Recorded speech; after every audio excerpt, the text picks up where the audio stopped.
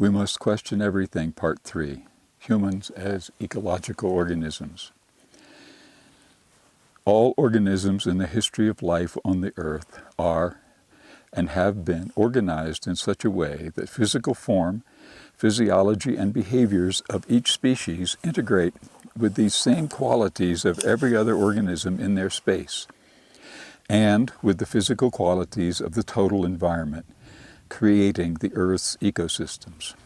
And in ecosystems, for every taking from the biophysical space, there is some complementary compensation made in return to make for a near net zero input-output balance. While ecologists recognize that there can be wide deviations from input-output balance in the moment, over time such deviations follow homeostatic principles. All forms of life on Earth, other than our species, have formed and existed within the designs of these fundamental principles, most with every immediate exchange of energy and material, and the more complex with delays of exchange limited to their lifetimes. Only our species has, as a consequence of our specialized adaptations, put off the fundamental taking compensation design for extended generations. It is increasingly clear that putting off the consequences of not compensating for our taking has reached the point of disrupting the services that the environment provides to living things. In order to properly address how we might re-engage the fundamental designs of the biophysical space and appreciate the absolutely essential need to do so, we must understand how it is that we came to violate that design as no other organism in the history of life on Earth. Here is a thumbnail sketch. Humans evolved adaptations for taking from the environment with greater and greater ease, as giraffes have adaptations for eating from the tops of trees. And as we were successful in easy taking, the natural forms of compensation attached to the taking fell away.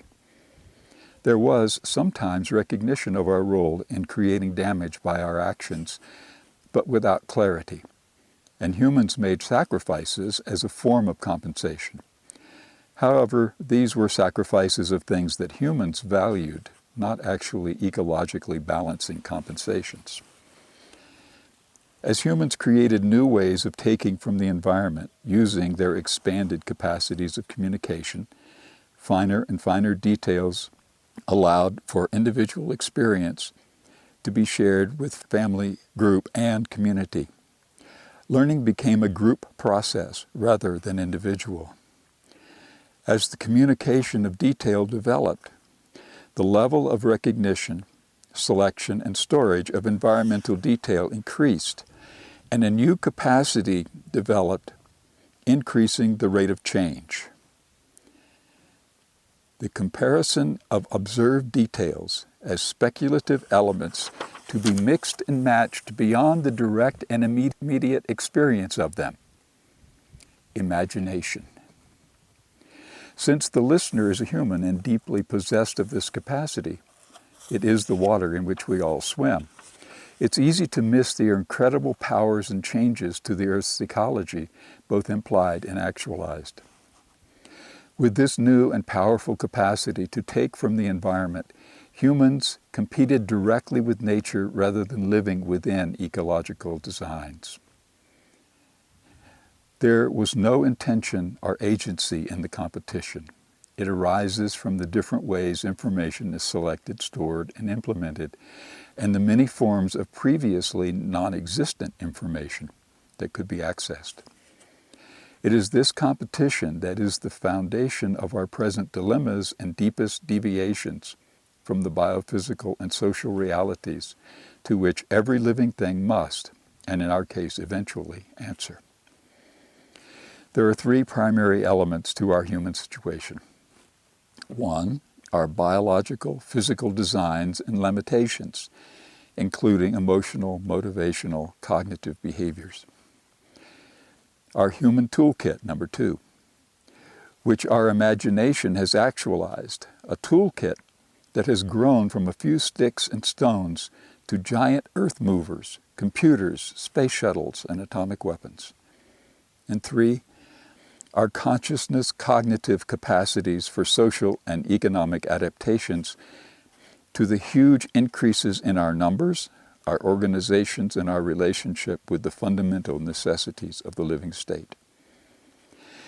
The essence of what is needed to readapt and normalize toward an ecological existence becomes clearer from this formulation. The first, our native nature, isn't optional, even though we have long treated it as optional.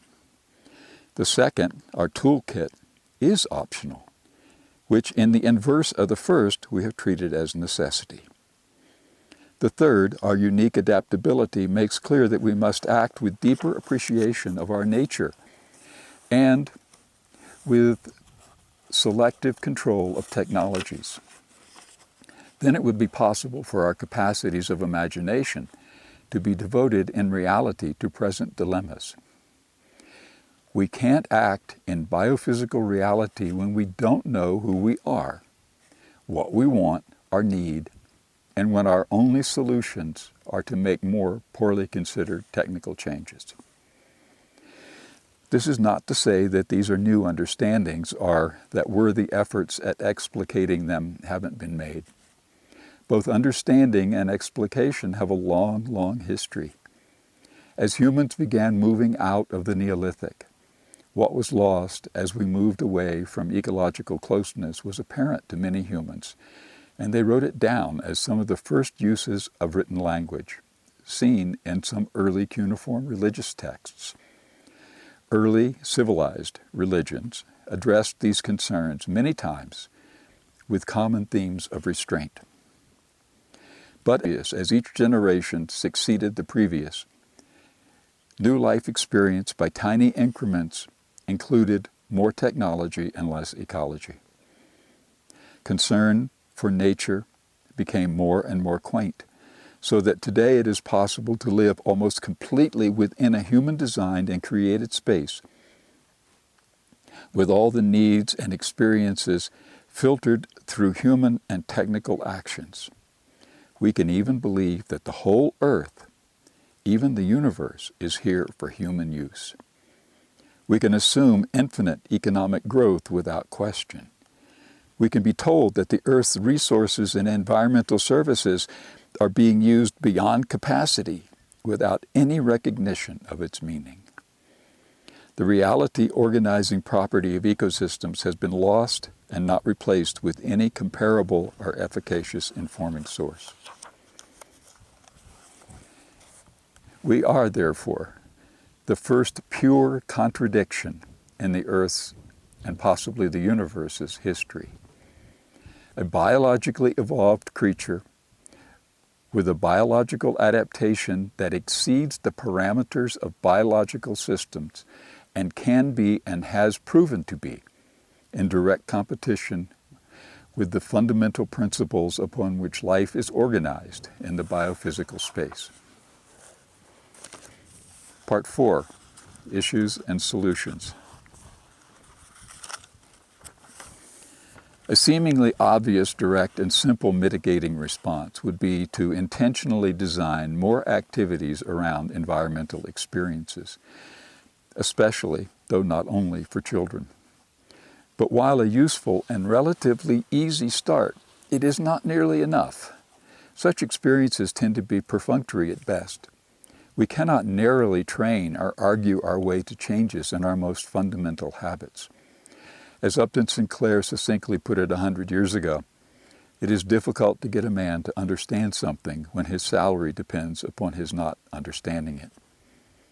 I would add that it is difficult to get a person to understand something when they have no life experience relating them to the understanding. And dare I say that we will not save what we do not love, and we cannot love that which isn't brought close in our experience. One thing that is needed is for every actual human hand to be laid to at least some of the tasks required for meeting one's most primary needs in the immediate ecosystem.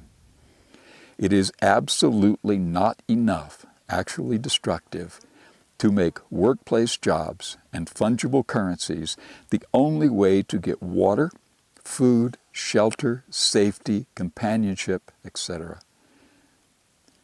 So there is the dilemma. The necessary solution is for a majority of humanity to very quickly change behavior, to act in ways for which they have no foundational experience, in fact, to act in ways directly opposed to much of their life expectations and experience. Well, this statement of what might be the only solution that can minimize the conflicts over dwindling Earth's resources, it is not as completely hopeless as it sounds at first, though admittedly dangerously so.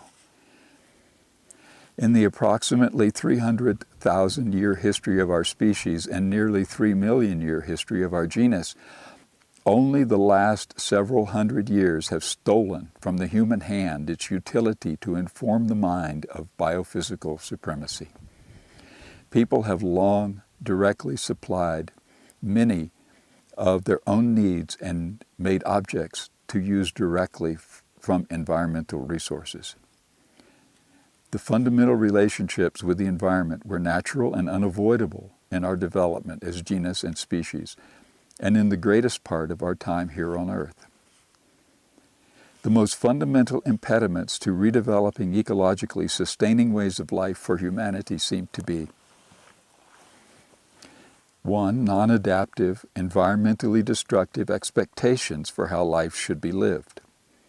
2. Belief systems that do not comport with biophysical reality. 3. Economic systems that are functionally Ponzi schemes, requiring ever-increasing population, material production, and consumption, exacerbated by these schemes' unquestioned acceptance. 4.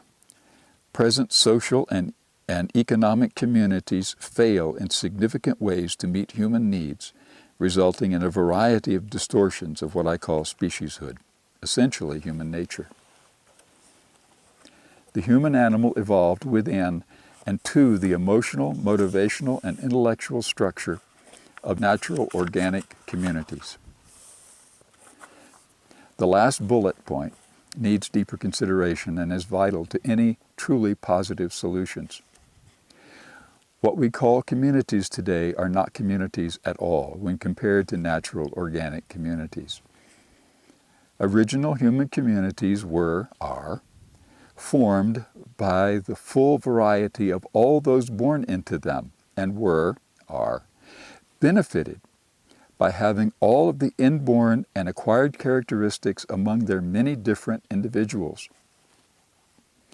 The community was the entity that organized its actions in the environment, supported by the many talents, capacities, and behavioral variety of its people.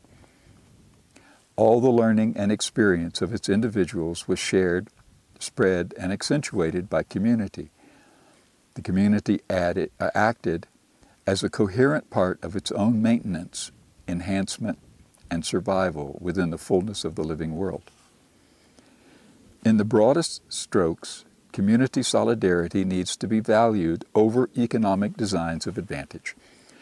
This is difficult since, when the original organic community's gravitational designs of love, respect, and mutual obligation weaken, individual advantage takes their place and becomes a new gravitational force of life, organizing the social order into individual centers of power and influence.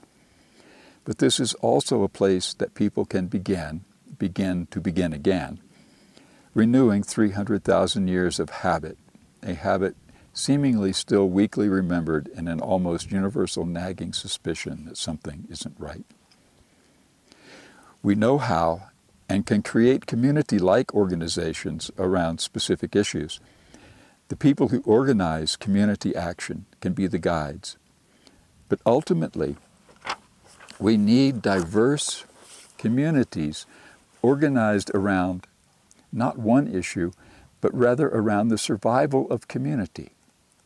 The survival of the nurturing community must be must become again the fundamental goal and obligation of life, and can become the essential organizing principle for humans adapting as part of the world's ecosystems. And then communities of communities, where people are respectful beyond their own close associations, not by demand, but because they have lived in some of the same experiences. Adapting such designs to the many varied ways that people live would be a considerable challenge, though it seems that increasing numbers are ready for changes that they don't yet understand, but know need to come. Social, economic, and technical innovation need to be evaluated by communities for benefits or disbenefits to the community, and not only for advantages conferred on a few. The actual meaning of this would be especially hard to make part of social expectation. Using less, valuing non-material accomplishments, rejecting technologies and products that weaken community solidarity. Only the integrated experience of people organized in mutual caring and respect could do it. Again, if none of this sounds new, it is obviously because it isn't. Humans have tried similar efforts many times. It will remain too hard to do until it becomes an option for a significant number of people, either through education or necessity.